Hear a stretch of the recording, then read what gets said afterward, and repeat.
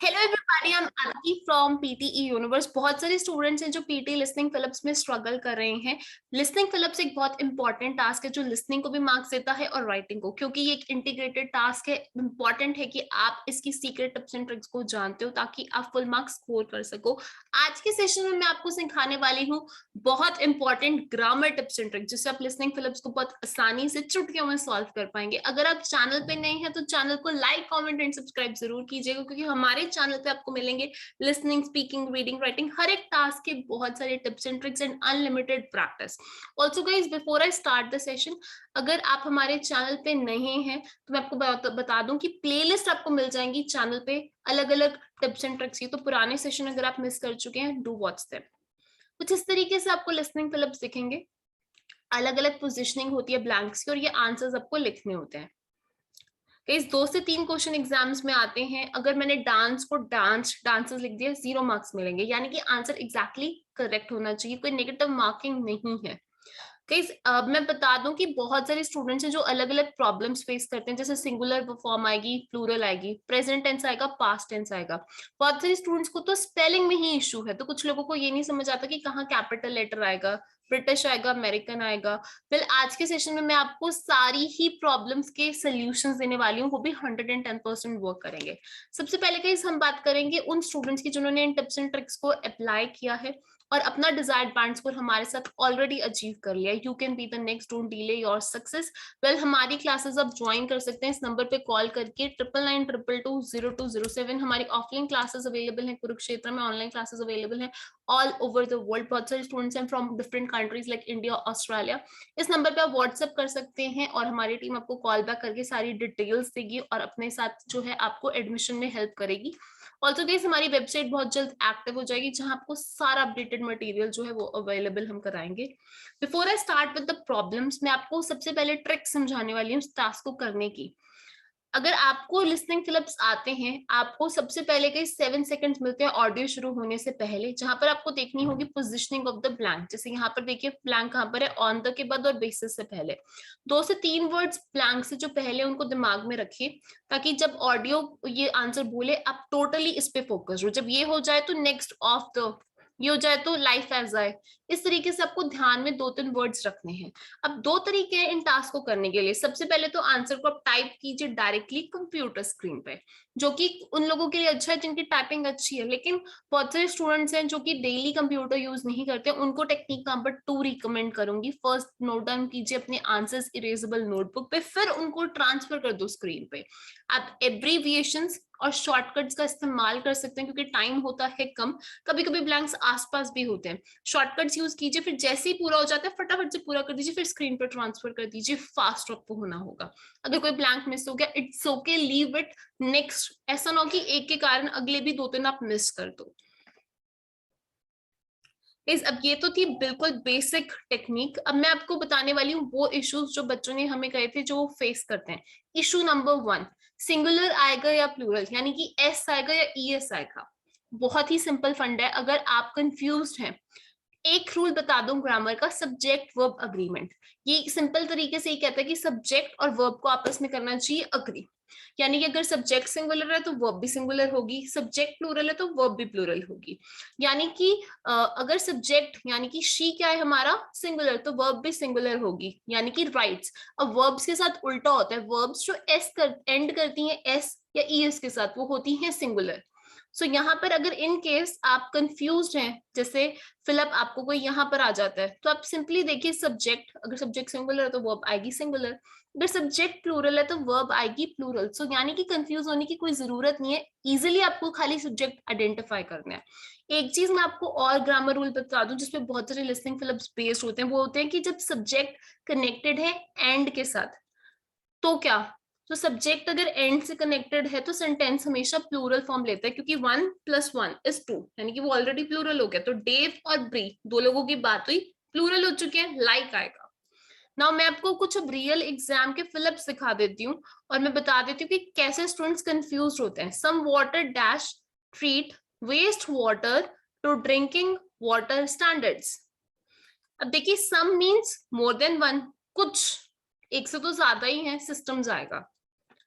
Naturally there are many, many है means more than one, again plural ही आएगा, gaps. We see a wide array of financial institutions trading in complex financial assets on interdependent financial markets with the single aim of bringing together savers and से connected है. यहाँ पर भी SES है, यहाँ पर भी investors आएगा. So इस तरीके से आप questions को easily solve कर सकते हैं. All you need to do is identify कीजिए subject. ध्यान से सुनिए, अगर लेकिन फिर भी आप कंफ्यूज हैं तो ग्रामर की ये ट्रिक जो है आपके क्वेश्चन को कभी गलत होने ही नहीं देगी.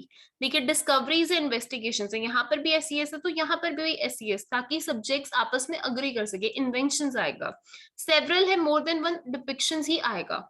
सो ये जो ट्रिक्स हैं जो मैंने आपको समझाई हैं, हमेशा सब्जेक्ट को आइडेंटिफाई कीजिए कि सब्जेक्ट सिंगुलर है तो वर्ब सिंगुलर, सब्जेक्ट प्लूरल है तो वर्ब भी प्लूरल, एंड से कनेक्टेड है तो प्लूरल वर्ब ही आएगी.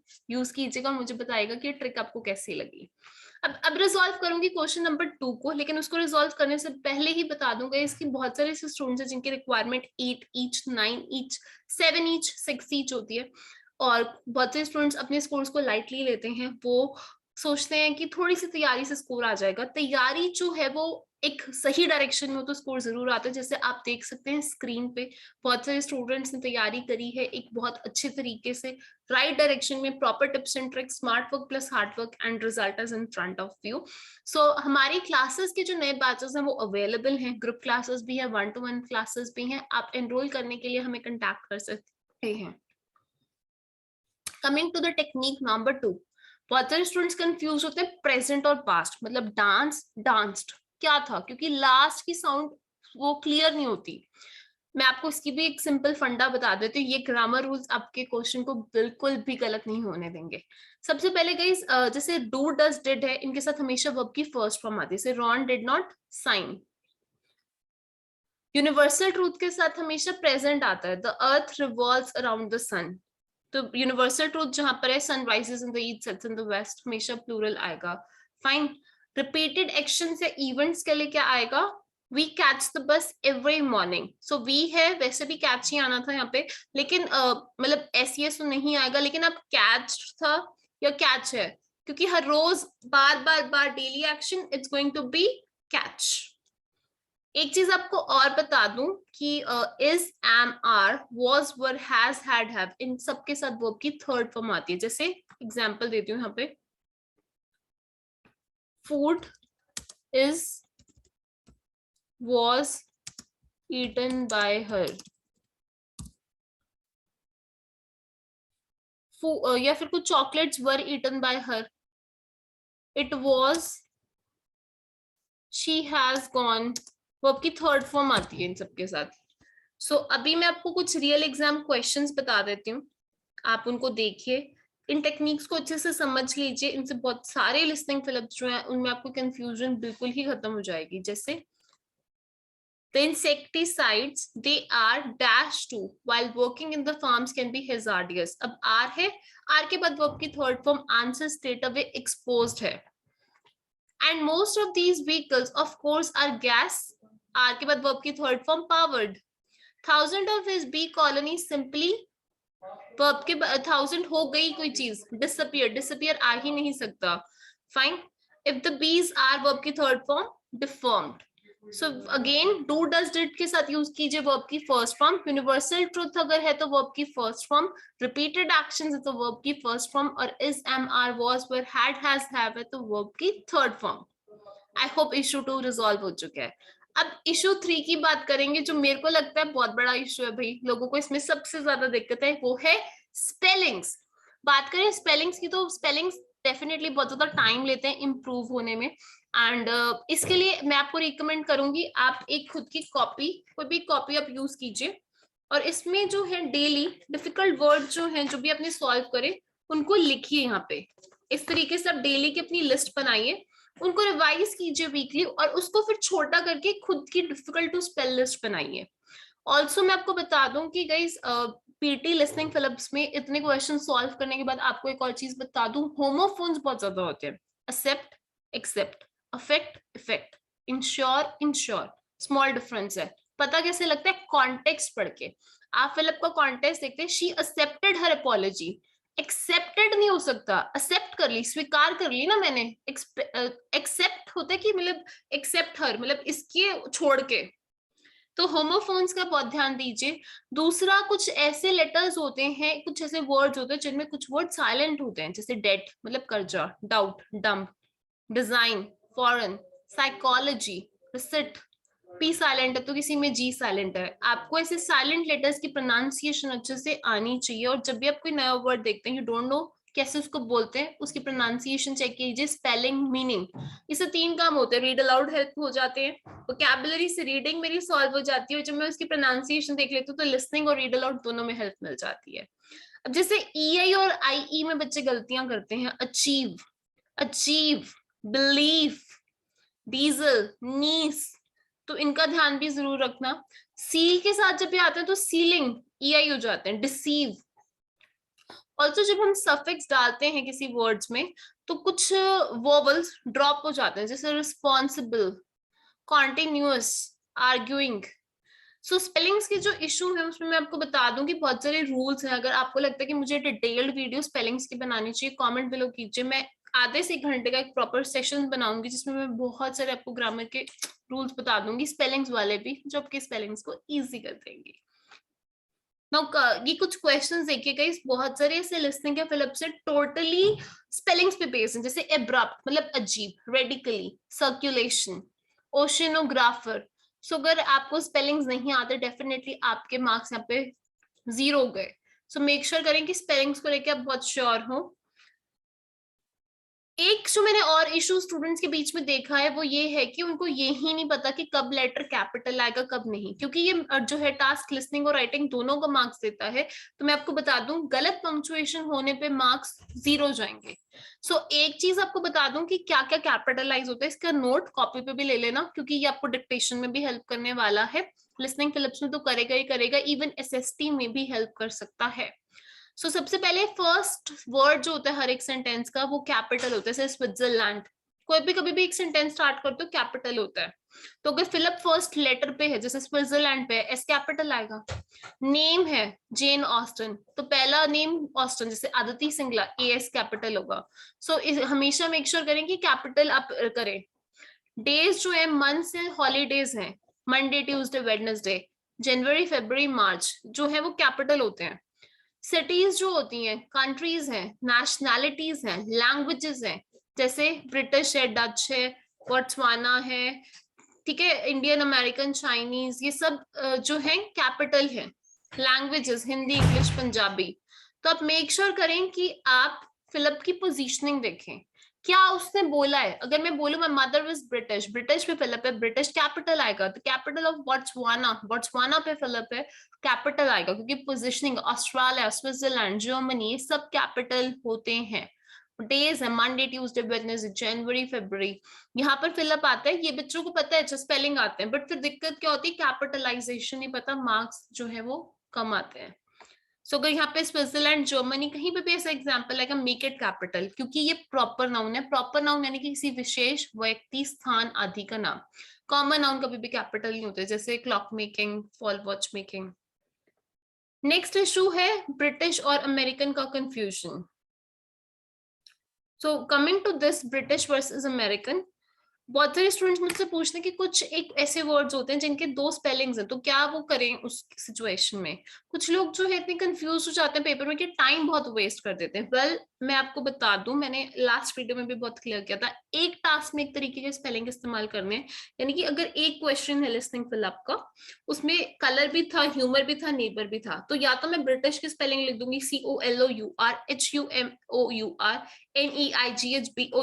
या अमेरिकन COLORHUMORNEIGHBOR, दोनों को मिक्स एंड मैच नहीं करूंगी। तो एक टास्क में या तो ब्रिटिश या अमेरिकन, मिक्स एंड मैच नहीं करना। Okay, coming to the next issue, fast audio को कैसे हैंडल कर सकते हैं, या ट्रांसक्रिप्ट को कैसे फॉलो कर सकते हैं। गाइस मैं आपको एक चीज बता दूं कि लिसनिंग फिलिप्स में जो है ऑडियोज फास्ट आती हैं, ठीक है, कभी कभी ऑडियोज बहुत ज्यादा फास्ट इसलिए भी लगती हैं हमें क्योंकि हमने बहुत स्लो प्रैक्टिस की हुई होती है। तो मैं आपको एक चीज और रिकमेंड करूंगी, डिफिकल्ट क्वेश्चंस आप प्रैक्टिस करिए और कोशिश कीजिए कि आप स्पीड बढ़ा दें, यानी कि क्वेश्चंस की स्पीड 2x कर दें आप। उससे क्या होगा कि आपकी कैचिंग पावर बढ़ जाएगी, और जब हम थोड़े से फास्ट क्वेश्चन कर जाते हैं, स्लो करना हमें और आसान लगता है। एक और चीज जो मैं आपको रिकमेंड करूंगी फास्ट ऑडियोज को हैंडल करने के लिए, वो ये है कि जैसे फिलअप पास पास है, और फास्ट ऑडियोज में यही मैसअप होते हैं ना, दो पास पास है फिलअप। तो यहाँ पर आपको खासा ध्यान देना है कि बिगनिंग ऑफ तो फटाफट आपने लिख लिया, जितना लिख पाए एब्रीवेटेड फॉर्म में लिख लो, फिर ऐसा फिर लिख लिया, उसके बाद दोनों पूरा कर दो एक साथ कॉपी पे। ये काफी हेल्प करती है जब दो फिलअप्स पास पास हो। Last but not the least, audio को कैसे फॉलो करना है अलोंग इट्स ट्रांसक्रिप्ट, क्योंकि बच्चे कहते हैं कि मैं थोड़े से 2 लाइंस फॉलो कर पाते हैं, उसके बाद ध्यान भटक के जाता है, जो कि पॉसिबल पे, क्योंकि लिसनिंग एंड पे आते हैं। By the time you reach the listening you are so much tired, आप इतना ज्यादा थक चुके होते हैं कि आप कॉन्टिन्यूसली क्वेश्चन सॉल्व कर रहे हैं। So what to do in that case scenario, उस सिनेरियो में आपको बड़ी सिंपल चीजें जो आपको करनी है, आपको जो है पूरी की पूरी ट्रांसक्रिप्ट का एक वर्ड नहीं समझना, क्योंकि ये कोई रीडिंग फिलअप नहीं है। ठीक है, रीडिंग फिलअप में भी हम स्किमिंग और स्कैनिंग रिकमेंड करते हैं। यहाँ पर आपको क्या करना है, आपको ध्यान देना 2 वर्ड्स या 3 वर्ड्स बिफोर द ब्लैंक हुआ सॉल्व, फिर 2 या 3 वर्ड्स बिफोर द ब्लैंक हुआ सॉल्व, फिर दो तीन जैसे ऑन द, ये हो गया बिगनिंग ऑफ द, ये हो गया लाइफ एज आई, ये हो गया अंडरस्टैंड द, उसके बाद मोटिवेशनल प्रोसेसेस दैट। तो इनका ध्यान रखना है और इनको लिखना है, वेरी वेरी सिंपल। तो इस तरीके से जो है आप आराम से जो है सारे ही क्वेश्चंस को सॉल्व कर पाएंगे, और वो भी 110% एक्यूरेसी के साथ। इससे आपके लिसनिंग और राइटिंग के स्कोर्स में बहुत ज्यादा इंप्रूवमेंट होगा। ऑलरेडी बहुत सारे स्टूडेंट्स हैं गाइस जो 7 इंच 8 इंच 9 इंच अचीव कर पा रहे हैं, एंड रीजन इज क्योंकि उनको ट्रिक्स पता हैं, टिप्स भी पता हैं, और क्वेश्चन की फिर प्रैक्टिस भी हुई है। उसके बाद बहुत सारे मॉक टेस्ट जो हम बच्चों को करवा रहे हैं, और उनका proper analysis that is helping them get the desired band score. Now मैं आपको बता दूं प्रॉब्लम्स की, अगर हम बात करें, हमने सारी प्रॉब्लम्स आज डिटेल में डिस्कस करी हैं। अगर इसके बाद भी आपको लगता है आपको लिसनिंग फिलअप में कोई और प्रॉब्लम आ रही है, कमेंट बिलो जरूर करना, मैं फिर से वीडियो बनाऊंगी ताकि आपको हेल्प कर सकूं बेस्ट वे में। ऑल्सो गाइज हमारे जो बैचेस हैं उनकी जो, अगर आप सीट बुक करना चाहते हो तो मैं आपको नंबर दे रही हूँ, उस नंबर पे आप जरूर व्हाट्सएप करें और अपना स्लॉट बुक करें। पीटी एग्जाम बुकिंग के लिए भी मैं आपको एक नंबर दे रही हूँ,